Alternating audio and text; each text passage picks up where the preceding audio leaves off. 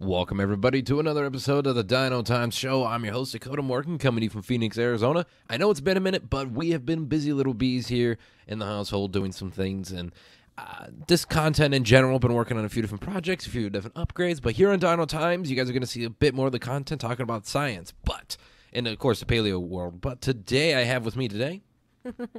I dinged my knee on the desk. Well, we're off to a great start. Waiting with me today, Kayla, of course, wonderful girlfriend. She's with me today. We're going to be talking about something really cool that we went to, actually. Oh, can I say it? Yes. The dinosaurs in the desert. Mm-hmm. Got my cup of coffee. Yeah, in the Phoenix Zoo, actually, a new edition going on. It's been out for now a month or two. We went out there and go check it out. It's animatronics, dinosaurs, prehistoric creatures, bugs, all the jazz that you would want here. Even some mammals as well. You know, they put them in the desert. They put them in these really cool locations on this Desert Lives trail, so it's off the beaten trail. You have to walk through dirt and gravel. They're in really cool, like, it looks like they took them straight out of nature, really, and just put them in there for you. And they're animatronics that move around, look wonderful, look great, color patterns based on desert animals here in Arizona. Really cool.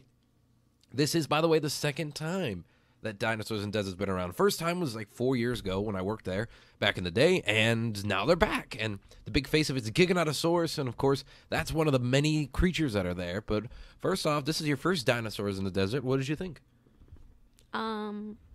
I thought it was pretty interesting. I thought I wasn't really expecting the other prehistoric animals that we saw. Neither was I. There was some bugs year one, but that was about it. Yeah, I thought it would just be dinosaurs.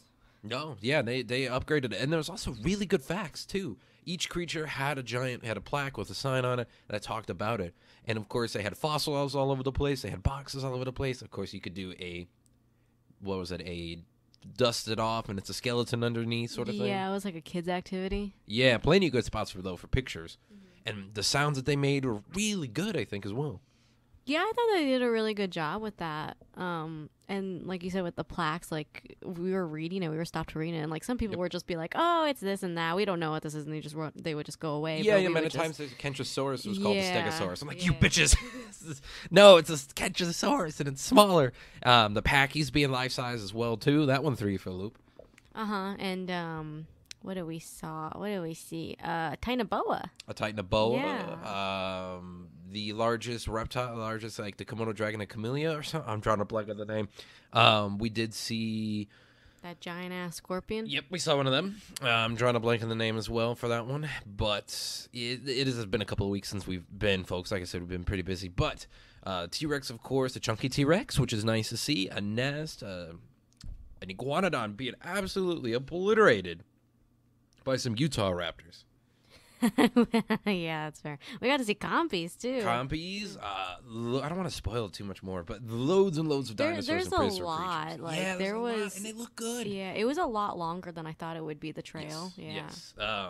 Likely the first year they did it, it was more or less supposed to be based on science, and the coloration and the designs of them are supposed to be really paleo accurate to what we know at the time. So that's really, really cool, and the facts are all up on there. They have fossil stuff everywhere, like fossil gear, a pretty big gift shop, loads and loads of fun stuff. So I definitely think if you live out in Arizona, it's really worth the trip. But we're going to have, throughout this whole video, pictures I'm going to be putting in here of the dinosaurs and creatures we saw. So it definitely is, I think, pretty cool. Yeah, we went to the gift shop. Was really good. We got some stuff from there. We did. Yeah. What would you rate this as a scientific paleo attraction? Like a museum quality thing. How would you rate it? From like 1 to 10. I mean, let's rate it like good, bad. Good, bad. It was good. I feel like maybe they could have put a little bit more diversity in there. Like I think I literally only saw maybe one herbivore. No, there's a couple herbivores. The Pachycephalosaurus, the Kentrosaurus. Yeah. There was an give Ankylosaur family member there as well. Okay, I will give that they did a lot of diversity in the species. Like they didn't just do the regular avians, reptilians, mammals. They did a lot of that. Yeah, they did a lot of like stuff. I think a lot of people are not going to know about. People like, oh, they're just here because it's like Jurassic Park, you know, like no, Yeah. they had a lot of different species that Really well decorated too. it really well decorated, yeah, very well decorated. yeah. And they really themed it up, and I really like that. Not as big a theme as it was the first year, Really? but yeah, I should say that. And also too, it is also free to get in. Before you had to pay $5 to get in, if I remember correctly, for the first year. But now you don't. It's just part of the zoo membership, a zoo ticket to get in. And by the way, you should visit the Phoenix Zoo anyway. I mean, it's a great place, great conservation facility. It's huge, yeah.